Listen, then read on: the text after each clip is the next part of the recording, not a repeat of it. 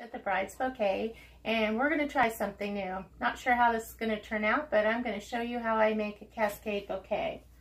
I've been given a picture, so I'm going to loosely try to follow some of the lines because the bride's, this is the little tiny picture here.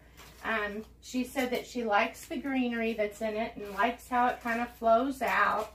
So sometimes I will start with that loose kind of look first, just to see how that all comes together. And then I start with my bigger flowers. So once I get a little bit of the greenery in that I like, I'm going to go back in and I'm going to add in my bigger flowers in the center, and then I'm going to work out. The cascades, they just have a small little place to add the flowers, so it's something that you can't put the flowers in, like you can't move them around or insert them more than 3 or 4 times because the oasis wouldn't grasp the flowers then. So you really kind of have to do it first time around. These are peonies, so we're going to start with those because they're my larger flower, and I'm going to kind of put them in the middle at an angle.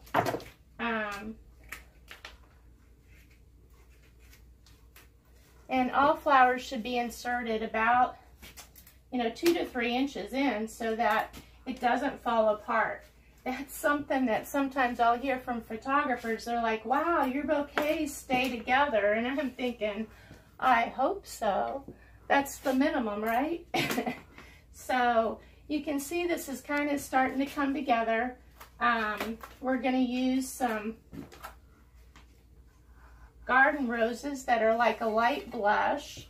And we also have some other garden roses that are like a white. And we're just kind of doing kind of a loose look, and we're going back and filling in. Here's another beautiful pink garden rose.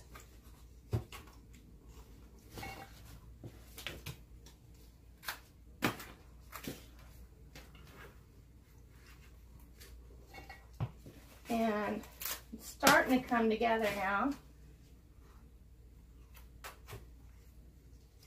We've got some peonies, and the next thing I'm going to add in is the ranunculus. And we also have some tulips to put in the bouquet. So this one's got some interesting things. And I like using the foliage along with the buds sometimes of the ranunculus because I think it adds interest.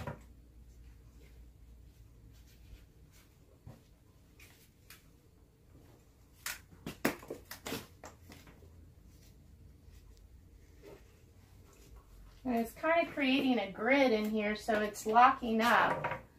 The more you put in, the more it kind of gets, you have to be a little more careful how you add in the flowers because it's getting, the space is getting tighter and tighter.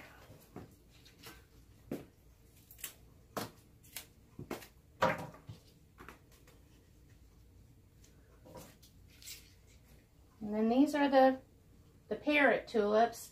I love them because they have like a greenish and a white tinge. I just think they're awesome.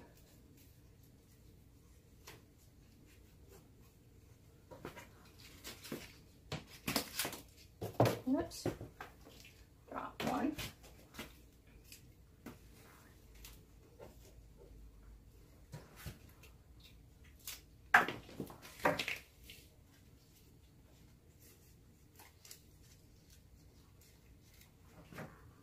And tulips have a tendency to grow. Like once you put them in a bouquet, they get a little bit longer. So sometimes when I'm making them, I try to account for the fact that they're going to grow just a little bit. Now I'm going back with some spray roses and kind of filling in some of the negative space.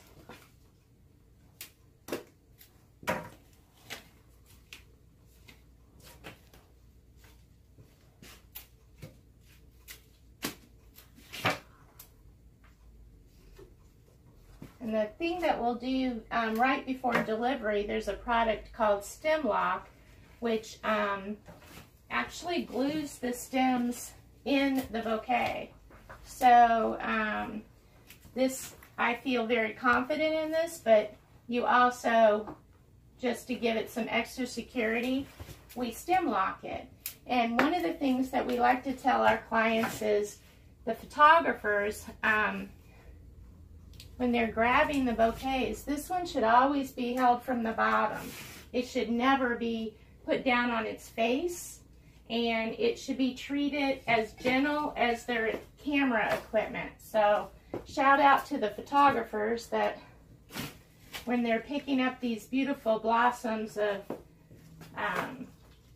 peonies, just remember that they're very delicate, and they're just flowers. So, you know, they can drop a petal or two if they're handled roughly. So any of the pre-pictures, like before the wedding, just take a little extra caution to make sure that they're going to look just as beautiful when the bride walks down the aisle.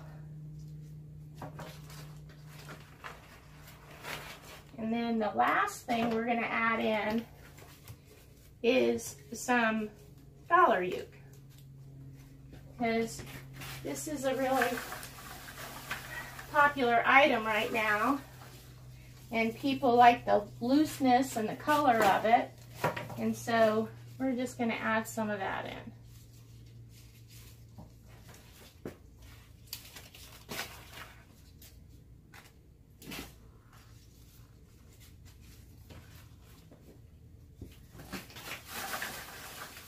And I'm looking for some pieces that are just a little bit smaller and not too big, because she does also like the greenery, the jasmine that we've used, the jasmine leaves, and we have a little bit of Italian ruscus, and then we also have Dusty Miller. So we don't want to overpower everything and cover it up.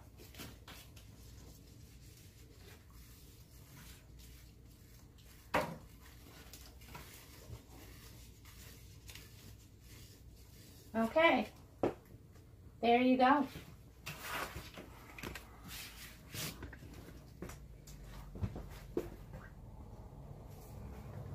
So we'll just kind of give you a close-up look of what's been going on, and you can see the ranaculus, the rice flower, the garden roses, and the parrot tulips, the eucalyptus, lisianthus, a few spray roses, and voila.